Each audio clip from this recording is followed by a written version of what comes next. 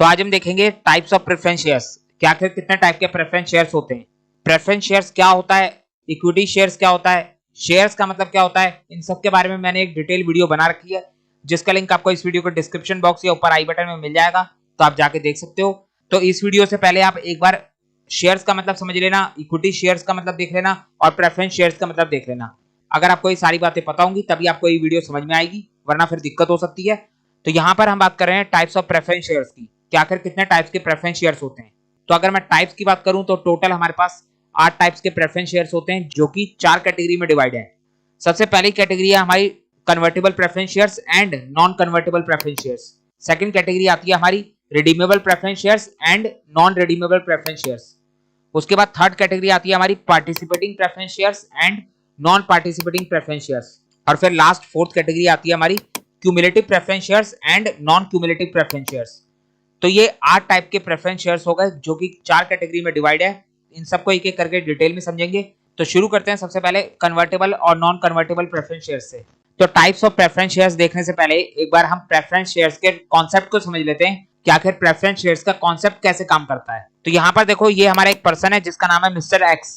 ये हमारा mister x है जो कि एबीसी लिमिटेड के प्रेफरेंस शेयर्स खरीदने जा रहा है। तो मिस्टर एक्स जो है एबीसी लिमिटेड के 5000 प्रेफरेंस शेयर्स खरीदता है।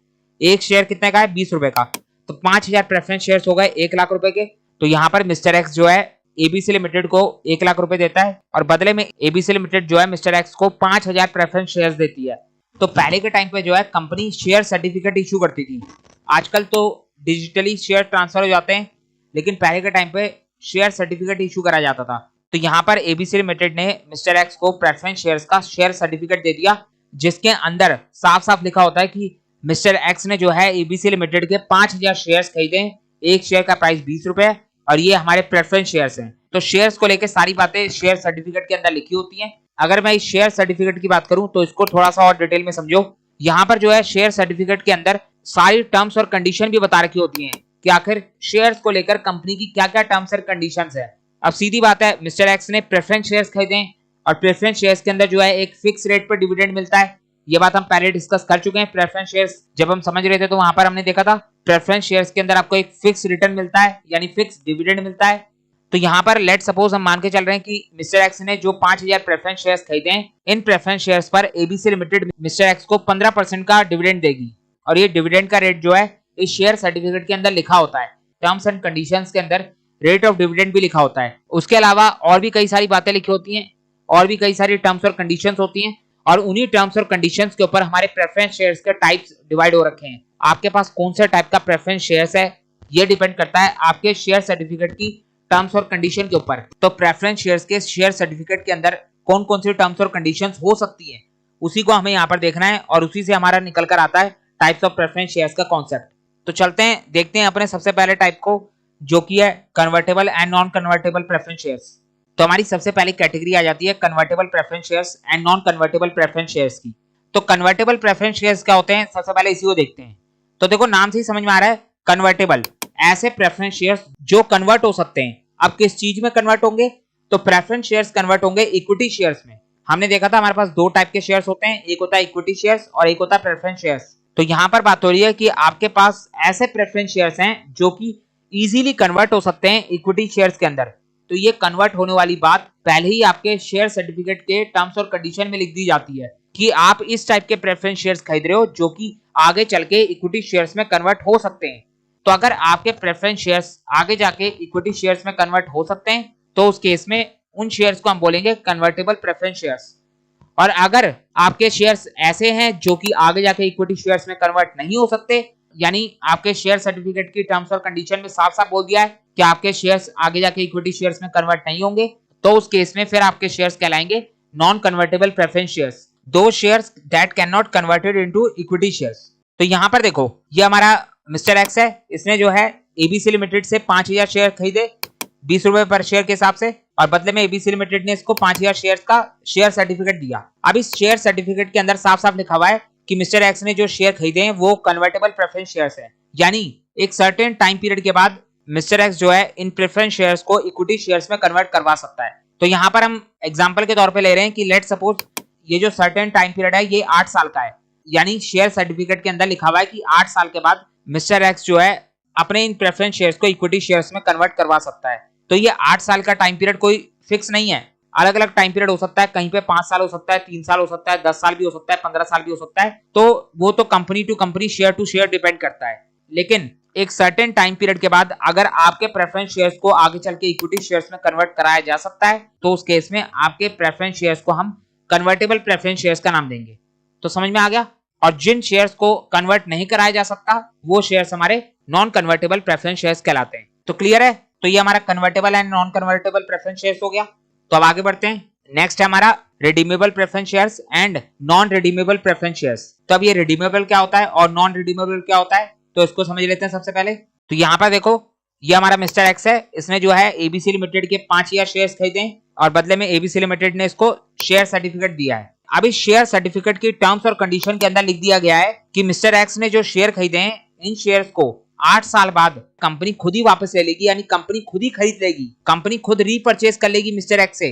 तो ये होता है हमारा रिडीमेबल का कॉन्सेप्ट। रिडीमेबल का मतलब है कि आपके शेयर्स वापस हो जाएंगे, कंपनी आपके शेयर्स को वापस रिडीम कर लेगी, वापस खरीद लेगी। तो जो प्रेफरेंस शेयर्स आगे चल के रिडीम करे जा सकते हैं, यानी जिन शेयर्स को कंपनी आगे जाके वापस ले लेगी, उन शेयर्स को बोलते हैं हम रिडीमेबल प्रेफरेंस शेयर्स। और जिन शेयर्स के अंदर रिडीमेबल वाला ऑप्शन अवेलेबल नहीं होता, यानी जिन शेयर्स को आगे चल के कंपनी वापस नहीं लेगी, उन शेयर्स को हम नॉन रिडीमेबल प्रेफरेंस शेयर्स बोलते हैं। और एक बात मैं आपको बता दूं, कोई भी कंपनी जो है इंडिया के अंदर non redeemable preference shares issue नहीं कर सकती। कंपनीज एक्ट ने बैन कर रखा है पूरी तरीके से कि आप कभी भी non redeemable preference shares issue नहीं कर सकते। यानी अगर आप प्रेफरेंस शेयर्स इशू कर रहे हो तो उस केस में आपको आगे चल के इन शेयर्स को वापस रीपरचेज करना ही होगा। और ये जो टाइम पीरियड है, ये मैक्सिमम टू मैक्सिमम 20 साल हो सकता है। कोई भी कंपनी जब अपने प्रेफरेंस शेयर्स इशू करेगी तो उस केस में कंपनी को मैक्सिमम टू मैक्सिमम 20 साल के अंदर अंदर इन शेयर्स को वापस खरीदना होगा, यानी वापस रिडीम करना होगा। तो समझ में आ गया। रिडीमेबल और नॉन रिडीमेबल का कॉन्सेप्ट क्लियर हो गया। तो एक बार देख लेते हैं जाके क्या लिखा हुआ था। तो यहां पर अगर मैं बात करूं रिडीमेबल प्रेफरेंस शेयर्स की, तो रिडीमेबल प्रेफरेंस शेयर्स आर दो shares that can be repurchase और रिडीम्ड बाय इशूइंग कंपनी। तो ये वो शेयर्स होते हैं जिनको जो है इशूइंग कंपनी, यानी जो कंपनी इशू कर रही है, हमारे एग्जांपल के अंदर एबीसी लिमिटेड ने शेयर इशू करे थे, तो जो इशूइंग कंपनी होती है, अगर वो आपके प्रेफरेंस शेयर्स को आगे चल के रिडीम कर लेती है एक फिक्स रेट पर और एक फिक्स डेट पर, यानी शेयर सर्टिफिकेट के अंदर पहले ही बता दिया जाएगा कि किस प्राइस पे आपके शेयर को रीपरचेज करा जाएगा और कौन सी डेट पर रीपरचेज करा जाएगा। तो जिन शेयर्स के अंदर रीपरचेज का ऑप्शन अवेलेबल होता है, उन शेयर्स को हम रिडीमेबल प्रेफरेंस शेयर्स बोलते हैं। और जिन शेयर्स के अंदर रीपरचेज का ऑप्शन नहीं होता, उन शेयर्स को बोला जाता है नॉन रिडीमेबल प्रेफरेंस शेयर्स।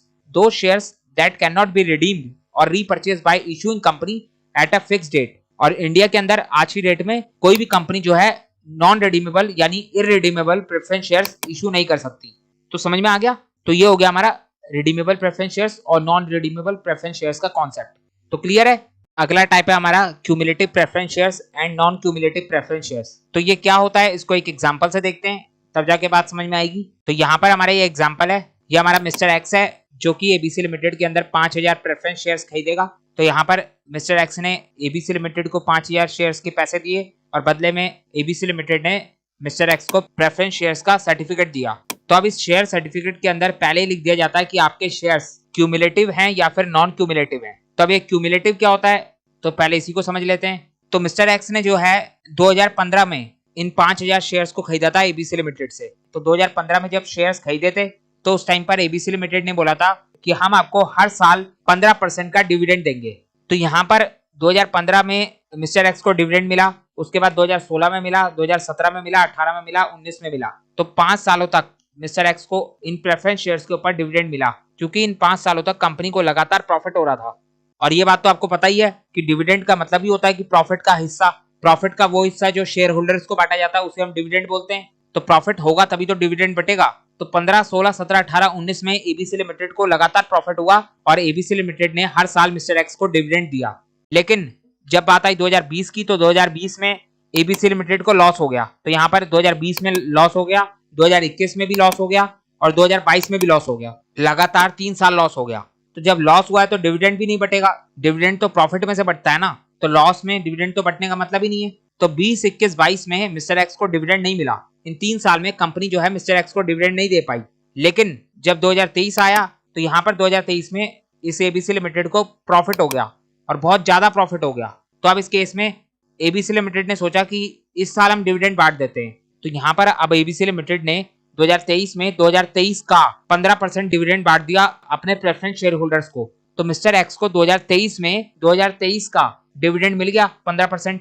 लेकिन अब मिस्टर एक्स कंपनी के पास गया और जाकर बोला कि तुमने तो शेयर्स खरीदते समय प्रॉमिस करा था कि तुम मुझे हर साल डिविडेंड दोगे। 2023 का डिविडेंड तो तुमने मुझे दे दिया, लेकिन 2020, 21, 22 का डिविडेंड कौन देगा? ये 3 सालों का डिविडेंड भी तुम्हें मुझे देना पड़ेगा, क्योंकि एबीसी लिमिटेड ने प्रेफरेंस शेयर्स इशू करते समय शेयर सर्टिफिकेट में लिखा था कि हम अपने प्रेफरेंस शेयर होल्डर्स को हर साल डिविडेंड देंगे, फिर चाहे हमारी कंपनी को प्रॉफिट हो या ना हो। तो यहाँ पर इस शेयर सर्टिफिकेट के अंदर लिखा हुआ था कि हर साल डिविडेंड दिया जाएगा। तो इस केस में एबीसी लिमिटेड को 2023 में 2023 का 15% डिविडेंड के साथ साथ 2020, 21, 22 का डिविडेंड भी देना पड़ेगा। 2023 का 15% तो देना ही पड़ेगा, साथ के साथ 2020 का 15%, 2021 का 15%, 2022 का 15% भी देना पड़ेगा। तो ये जो पिछले 3 साल थे 20, 21, 22 जिन ईयर के अंदर डिविडेंड नहीं बांटा गया, इन ईयर्स के डिविडेंड को बोलते हैं हम एरियर्स ऑफ डिविडेंड, या फिर इनका नाम होता है एक्यूमुलेटेड डिविडेंड। तो तीनों सालों का डिविडेंड एक्यूमुलेट हो गया, जो कि एक साथ 2023 में एबीसी लिमिटेड को पे करना पड़ा। तो जिस साल कंपनी को लॉस हुआ होता है, यानी जिस साल का डिविडेंड नहीं बटा होता, उस साल का डिविडेंड जो है एक्यूमुलेट होता जाता है, इकट्ठा होता जाता है। और फिर जब भी आगे जाके कंपनी को प्रॉफिट होगा तो उस साल जो है कंपनी को करंट ईयर के साथ साथ प्रीवियस सभी ईयर्स का एरियर्स ऑफ डिविडेंड बांटना पड़ेगा। तो यहाँ पर इसी से हमारा कॉन्सेप्ट आता है क्यूमुलेटिव प्रेफरेंस शेयर्स का। क्यूमुलेटिव प्रेफरेंस शेयर्स का मतलब है कि कंपनी आपको प्रॉमिस कर रही है कि आपको हर साल डिविडेंड मिलेगा, फिर चाहे कंपनी को प्रॉफिट हो या लॉस हो। तो जिन शेयर्स के ऊपर एवरी ईयर डिविडेंड देने का प्रॉमिस करा जाता है, यानी एक्यूमुलेटेड डिविडेंड वाला कॉन्सेप्ट लगता है, तो उन शेयर्स को हम क्यूमुलेटिव प्रेफरेंस शेयर्स का नाम देते हैं। तो ये शेयर्स हमारे क्यूमुलेटिव प्रेफरेंस शेयर्स हैं, क्योंकि इस केस में एबीसी लिमिटेड को 2023 के डिविडेंड के साथ साथ 2020, 21, 22 का डिविडेंड भी देना पड़ेगा। लेकिन अगर मान लो ऐसा होता कि एबीसी लिमिटेड ने ये प्रॉमिस करा होता, शेयर सर्टिफिकेट के अंदर ये लिखा होता कि जिस साल प्रॉफिट होगा सिर्फ उसी साल डिविडेंड दिया जाएगा, तो यहाँ पर फिर इस केस में 20, 21, 22 में लॉस हुआ तो यहाँ पर डिविडेंड बांटने की जरूरत नहीं है। 2023 में प्रॉफिट हो गया तो सिर्फ 2023 का ही डिविडेंड दिया जाएगा, 20, 21, 22 का कोई भी डिविडेंड पे नहीं करा जाएगा। तो जिन शेयर्स के ऊपर ये बात लिखी होती है कि आपको सिर्फ प्रॉफिट होने पर ही डिविडेंड दिया जाएगा, यानी आपको एरियर्स ऑफ डिविडेंड नहीं पे करा जाएगा आगे जाके, तो उन शेयर्स को बोलते हैं हम नॉन क्यूमुलेटिव प्रेफरेंस शेयर्स। तो समझ में आ गया? तो एक बार देख लेते हैं क्या लिखा हुआ था। तो यहाँ पर देखो, अगर मैं क्यूमुलेटिव प्रेफरेंस शेयर्स की बात करूं, if the company does not have enough profit to pay the promised dividend in a particular year, the arrears accumulated। तो अगर कंपनी के पास इनफ प्रॉफिट नहीं है, यानी कंपनी के अंदर लॉस हो जाता है और कंपनी जो है अपने प्रॉमिस करे हुए डिविडेंड को पे नहीं कर पाती, तो उस केस में जिस ईयर का डिविडेंड पे नहीं करा जाएगा उस ईयर के डिविडेंड को हम एरियर्स ऑफ डिविडेंड या फिर एक्यूमुलेटेड डिविडेंड का नाम दे देंगे। यहाँ पर ये हमारा अनपेड डिविडेंड कहलाएगा। और फिर फ्यूचर ईयर में जब भी कंपनी को दोबारा से प्रॉफिट होगा, in future years when the company is profitable again, it must pay off all accumulated dividend। आगे जाके जब भी प्रॉफिट होगा तो उस केस में सारा का सारा accumulated dividend, accumulated arrears पे करना होगा before distributing any dividend to common shareholders। common shareholders का मतलब होता है equity shareholders। equity shares को हम common share के नाम से भी जानते हैं। तो यहाँ पर बोला गया कि आगे जाके फ्यूचर में जब कभी भी कंपनी को प्रॉफिट होगा तो उस केस में कंपनी को सबसे पहले अपने प्रेफरेंस शेयर होल्डर्स को वो पिछले सालों का एक्यूमुलेटेड डिविडेंड, एक्यूमुलेटेड एरियर पे करना पड़ेगा। उसके बाद ही कंपनी अपने कॉमन शेयर होल्डर्स को डिविडेंड दे पाएगी, यानी इक्विटी शेयर होल्डर्स को डिविडेंड दे पाएगी। तो क्लियर है? तो ये हो गया हमारा क्यूमुलेटिव प्रेफरेंस शेयर्स का कॉन्सेप्ट। अब अगर मैं नॉन क्यूमुलेटिव की बात करूं, तो if the company skip a dividend pay out in a particular year, those missed dividend are lost forever. तो अगर कंपनी कभी भी किसी पर्टिकुलर ईयर के डिविडेंड को स्किप कर देती है, यानी कंपनी जो है अगर कभी किसी साल डिविडेंड नहीं बांटती, तो उस केस में वो जो स्किप वाला डिविडेंड है, यानी जो मिस वाला डिविडेंड है, वो हमारा लॉस्ट हो जाएगा फॉरएवर, वो खत्म हो जाएगा। यहाँ पर एबीसी लिमिटेड ने 20, 21, 22 में डिविडेंड नहीं बांटा, डिविडेंड को स्किप किया। तो अगर आपके नॉन क्यूमुलेटिव प्रेफरेंस शेयर्स हैं तो आपका ये जो मिस वाला डिविडेंड है ये खत्म हो जाएगा, लॉस्ट हो जाएगा फॉरएवर। अब आपको कभी भी 20, 21, 22 का डिविडेंड नहीं मिल सकता। यहाँ पर क्या होगा, share holders has no claim to them in future year. Share holders जो हैं उस स्किप करे हुए एरियर्स ऑफ डिविडेंड को आगे फ्यूचर में कभी भी क्लेम नहीं कर पाएंगे। तो समझ में आ गया? तो ये हो गया हमारा cumulative and non cumulative preference shares का कॉन्सेप्ट। अब रह गया हमारा एक लास्ट कैटेगरी जो कि है participating and non participating preference shares. तो उसको भी समझ लेते हैं फटाफट। तो अगर मैं पार्टिसिपेटिंग प्रेफरेंस शेयर्स की बात करूं